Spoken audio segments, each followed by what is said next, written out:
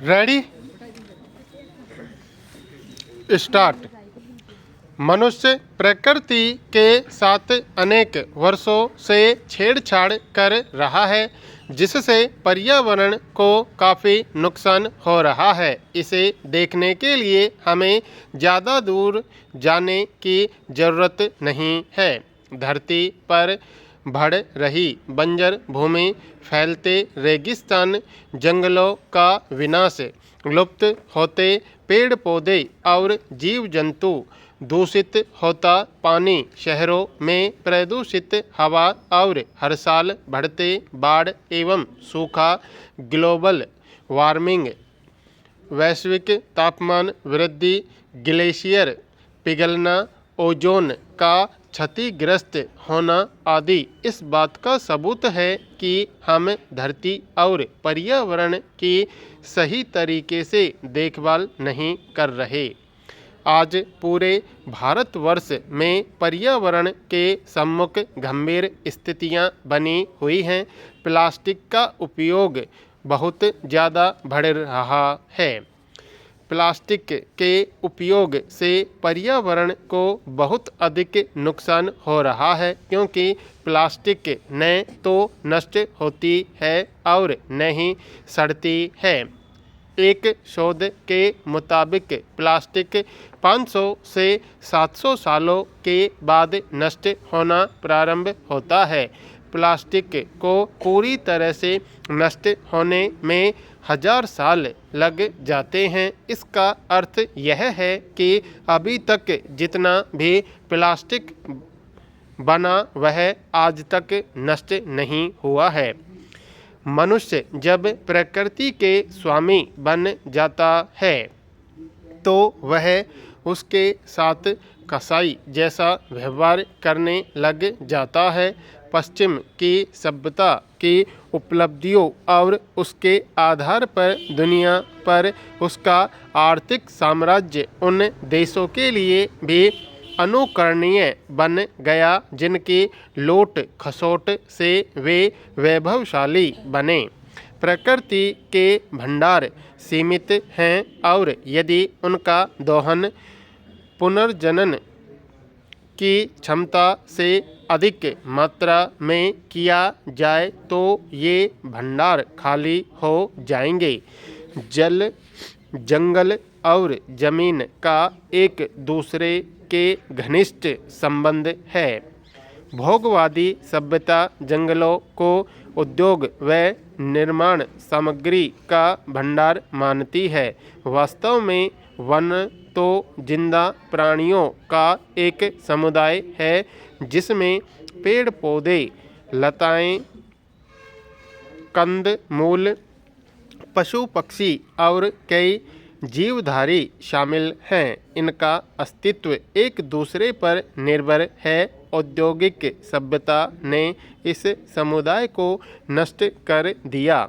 One लुप्त हो गए। इसका प्रभाव जल स्रोतों पर पड़ा। वन वर्षा की बूंदों की मार अपने हरित कवच के ऊपर झेलकर एक और तो मिट्टी का कटाव रोकते हैं और उसका संरक्षण करते हैं, पत्तियों को सड़ाकर नई मिट्टी का निर्माण करते हैं और दूसरी ओर स्पंज की तरह पानी को चूसकर जड़ों में पहुंचाते हैं। वहीं पानी का शुद्धिकरण और संचय करते हैं। फिर धीरे धीरे इस पानी को छोड़कर नदियों के प्रवाह को सुस्थिर रखते हैं। इसलिए मुहावरा बना है कि जंगल नदियों की माँ है। हमारे शास्त्रों में संतोष परम सुख का मुहावरा आया है। इसलिए विकास की परिभाषा यह है कि विकास वह स्थिति है जिसमें व्यक्ति और समाज स्थायी सुख, शांति और संतोष का उपयोग करते हैं। वहाँ प्राकृतिक संसाधनों का क्षरण नहीं होता बल्कि उनकी वृद्धि होती रहती है। दूसरा, जिससे एक व्यक्ति या समूह का लाभ होता है उससे दूसरों की क्षति न हो। विकास के कारण समाज में असंतुलन पैदा नहीं होना चाहिए।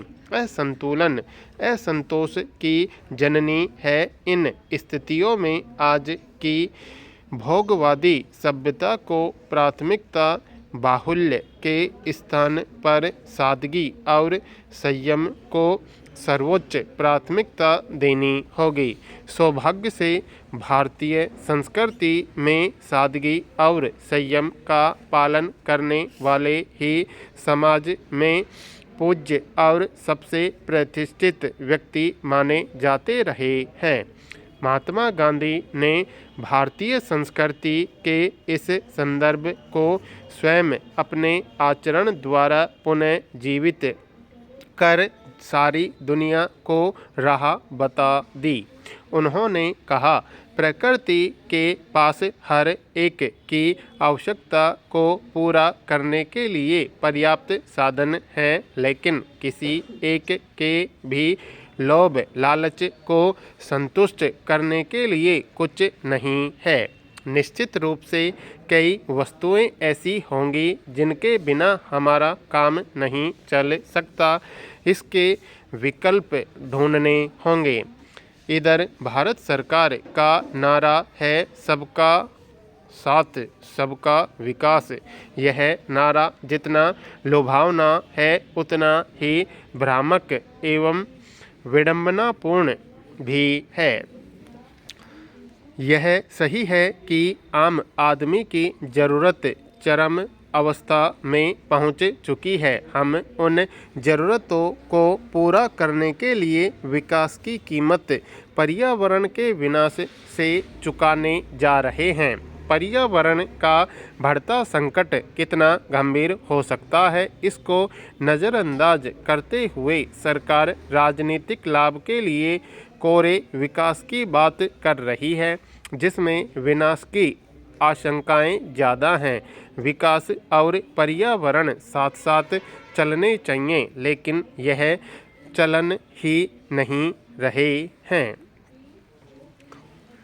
इसमें सरकारों के नकारापन के ही संकेत दिखाई देते हैं। जिस तरीके से देश को विकास की ऊंचाई पर खड़ा करने की बात कही जा रही है और इसके लिए औद्योगिकरण को बढ़ावा दिया जा रहा है, उससे तो लगता है कि प्राकृतिक संसाधनों एवं विविधतापूर्ण जीवन का अक्षय कोष कहलाने वाला देश भविष्य में राख का कटोरा बन जाएगा। हरियाली उजड़ती जा रही है और पहाड़ नग्न हो चुके हैं। नदियों का जल सूख रहा है। कृषि भूमि लोहे एवं सीमेंट कंक्रीट का जंगल बनता जा रहा है। महानगरों के इर्द गिर्द बहुमंजिल इमारतों एवं शॉपिंग मॉल के अंबार लग रहे हैं। उद्योगों को जमीन देने से कृषि भूमि लगातार घटती जा रही है।